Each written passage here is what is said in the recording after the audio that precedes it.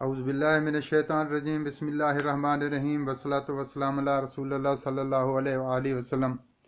وعلی آلک و اصحابک و اہل بیتک اجمعین برحمتک یا ارحم الراحمین۔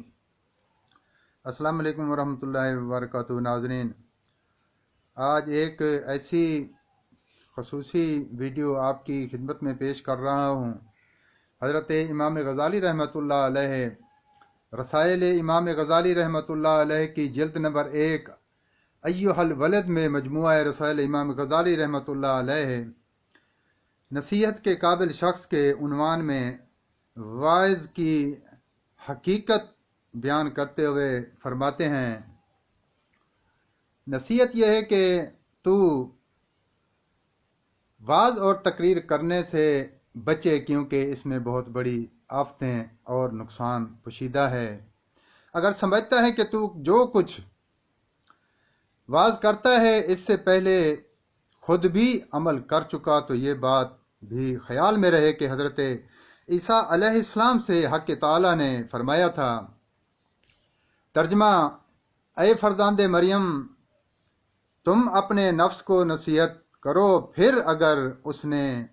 تمہاری نصیحت قبول کر لی تو پھر لوگوں کو نصیحت کرو، ورنہ مجھ سے شرماؤ۔ اگر ایسے حالات پیدا ہو جائیں تجھے واعظ کرنا ہی پڑے تو پھر دو باتوں سے بچنا۔ اول یہ کہ اپنے واعظ میں رنگین بیانی اور اشارہ اور کنایا اور مقزا اور مسجع عبارات اور دل خوش کن اشارات اور بیانات اور خلاف شرع گفتگو اور بعض نام نہاد صوفیوں کے جھوٹ سے پرہیز کرنا، کیونکہ اللہ تعالی تسنہ کرنے والوں سے ان کو پسند نہیں کرتا۔ لیکن اگر کسی معاملے میں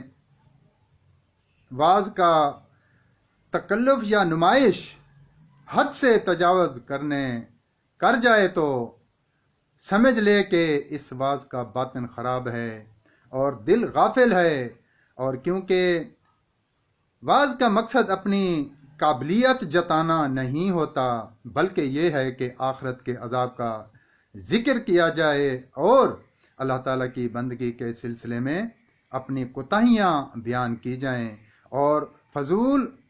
گفتگو اور فضول کاموں اور ضائع کردہ عمر پر افسوس کیا جائے، آخرت کے دشوار گزار مرحلوں کا تذکرہ کیا جائے جو کہ آگے ہمارے راستے میں حائل ہیں۔ اسی طرح ایمان کی سلامتی کے ساتھ اس دنیا سے گزرنے کا طریقہ، مرتے وقت ملک الموت کا منظر، قبر میں منکر نکیر کے سوالات کے جواب اور قیامت کی منزلیں اس میں بیان کی جائیں، اور اس کے علاوہ حشر کے میدان کے حساب کتاب کی منظر اور میزان میں اعمال کے تولے جانے اور پل صراط سے گزرنے اور پہاڑ پہنچنے اور روز محشر کی دوسری ہول ناکیوں کا نقشہ بیان کیا جائے، پیش کیا جائے۔ واعظ کو چاہیے کہ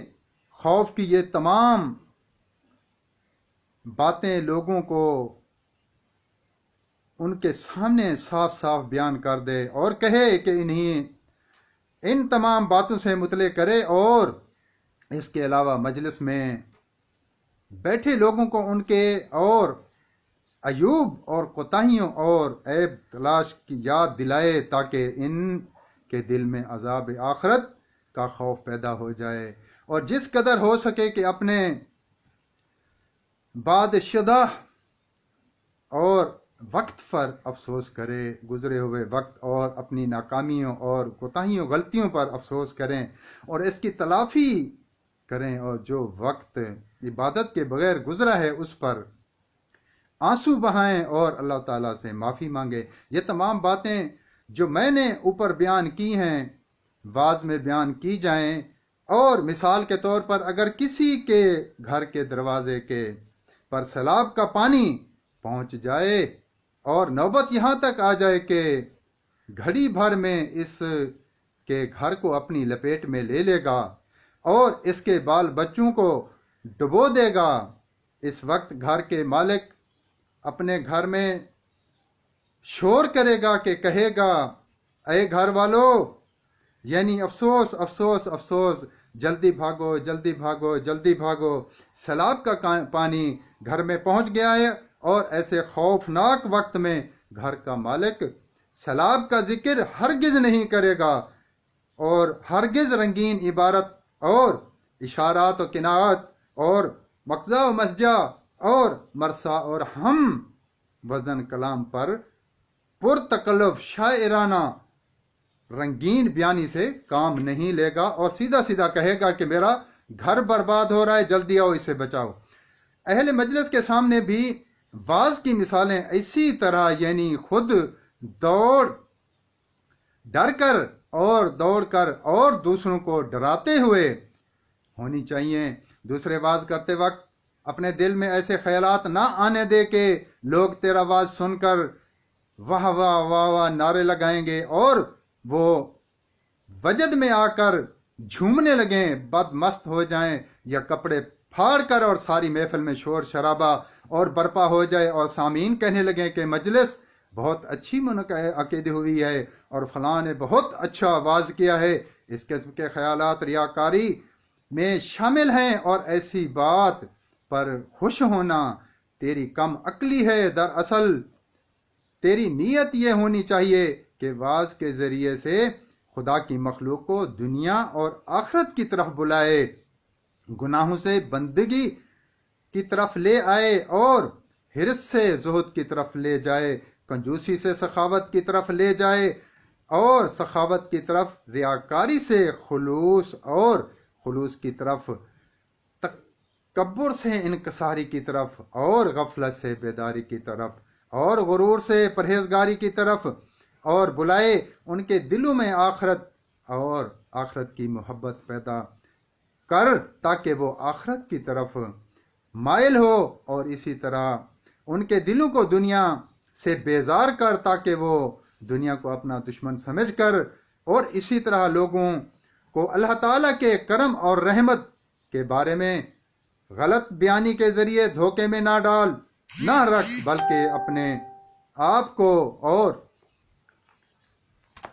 آپ کو بچائے رکھ۔ دیکھ کہ ان کے دل میں کون سی بات ہے جو اللہ کی رضا کی خاطر اللہ کے رضا کے خلاف ہے، اور ان